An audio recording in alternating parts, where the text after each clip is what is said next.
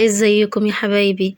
هنعمل النهاردة مع بعض القرص الطرية الجميلة اللي حضراتكم شايفينها دي. هنعملها بطريقة سهلة وبسيطة وهتطلع معانا طعمها وريحتها روعة، وان شاء الله تجربوها معايا وهتعجبكم الطريقة.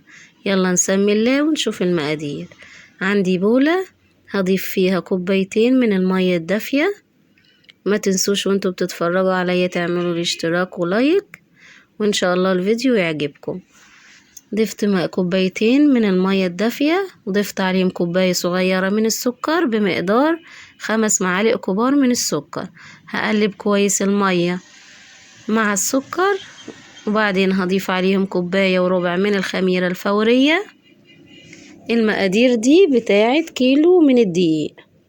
هضيف الخميرة وهقلبها كده تقليبة بسيطة، واغطي الخميرة حوالي 5 دقايق علشان اشوف الخميرة بتاعتنا شغالة ولا لا.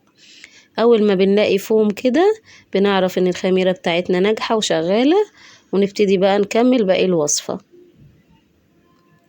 هضيف كمية الدقيق اللي انا نخلتها، هضيف كمية الدقيق كلها، وبعدين اقلب بالمعلقة كده.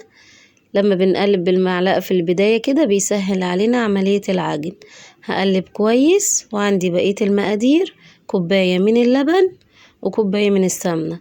هضيف كوباية اللبن تدريجي كده شوية بشوية، وابتدي اعجن كده كويس. حضراتكم طبعا عارفين ان العجين بتاعنا، عجين المخبوزات، لازم ياخد مش اقل من 10 دقايق من العجن، يعني بالظبط 10 او 12 دقيقة من العجن هيدينا نتيجة حلوة جدا جدا للمخبوزات والقرص بتاعتنا، وان شاء الله تطلع معانا هشة وجميلة. هعجن كويس كده وهخلص كمية اللبن كلها، وبعد كده ارجع لحضراتكم تاني علشان نكمل بقية العجن بتاعنا ونحط الكمية بتاعتنا من السمنة. انا عندي حوالي كوباية من السمنة. بصوا العجينة بتاعتنا بعد ما عجنتها بقت طرية وجميلة جدا.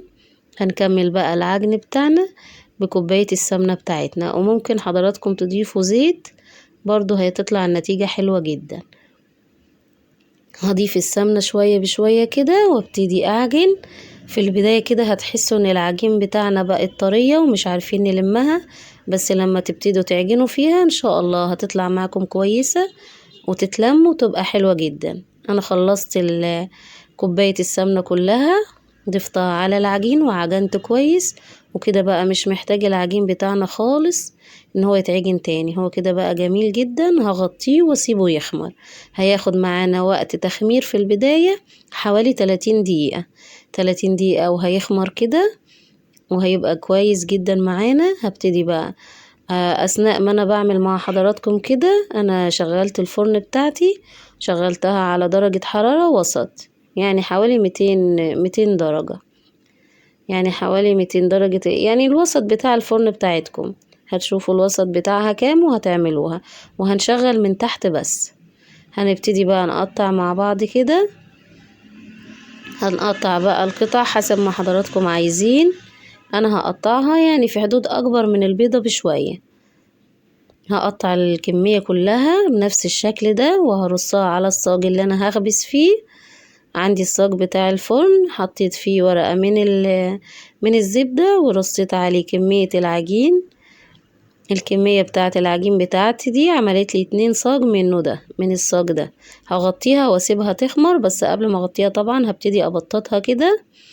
هبططها كده بسرعة كده بحيث ان هي قبل ما تخمر معايا هبططها كده تبطيطة بسيطة علشان تاخد شكل القرص اللي احنا بنشتريها من بره.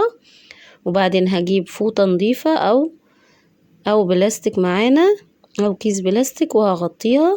هغطي الصاجات بتاعتي واسيبها لحد ما تخمر. هتاخد وقت في التخمير 40 دقيقة وهتبقى بالشكل ده، مش هقل من 40 دقيقة علشان القرص تطلع هشة وجميلة معاكي. طبعا عندي الفرن متسخن زي ما قلت لحضراتكم. هحطها في الرف اللي هو في النص. هتطلع بقى معايا وهتاخد وقت معايا بالظبط في الفرن حوالي نص ساعة، 30 دقيقة بالظبط.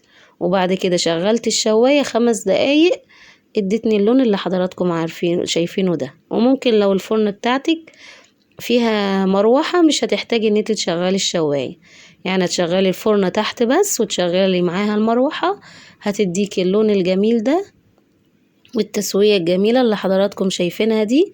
بصوا القرص وجمالها، حاجة كده جميلة جدا وطعمها وريحتها رهيبة. ان شاء الله لما حضراتكم تجربوها هتعجبكم الطريقة، لانها سهلة جدا جدا وبسيطة ومش بتاخد وقت خالص، والمقادير بتاعتها بسيطة جدا، وان شاء الله تجربوها وتعجبكم. والسلام عليكم ورحمة الله.